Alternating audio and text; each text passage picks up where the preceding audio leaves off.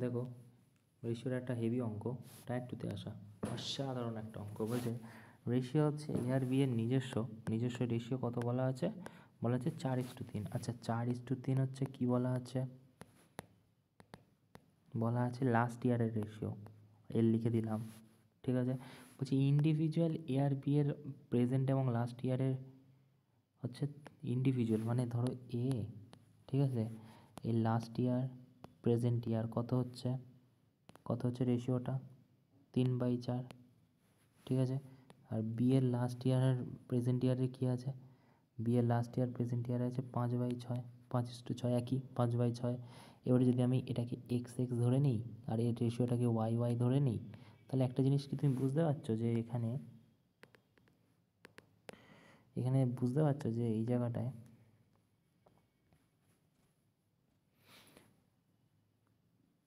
এই যে আছে, মানে বলতে চাইছি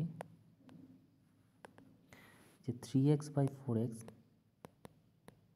is equal to sorry 3x last year আর বি এর লাস্ট ইয়ার কত? তুমি বলে 5y ইজিক্যাল টু 4/3। আমি কি ঠিক লিখলাম? একটু দেখে বলো তো। মানে এটা তো লাস্ট ইয়ার আর আমি এই পুরোটা লাস্ট ইয়ার নিয়েছি, বসিয়ে দিয়েছি বাই করে। তাহলে এটা যদি কাটি 3 3 9x is equal two 20y, x/y is equal two কত হবে? 20/9, রাইট? আচ্ছা বসাও তাহলে এখানে 4x এর ভ্যালু কত?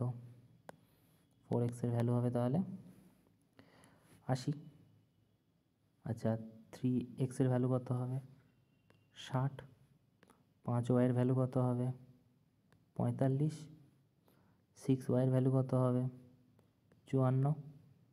ওকে, কী বলেছে প্রশ্নে? যা চেয়েছে তাই বসিয়ে দেবো আমরা, ভ্যালু পেয়ে গেছি। বলেছে কি?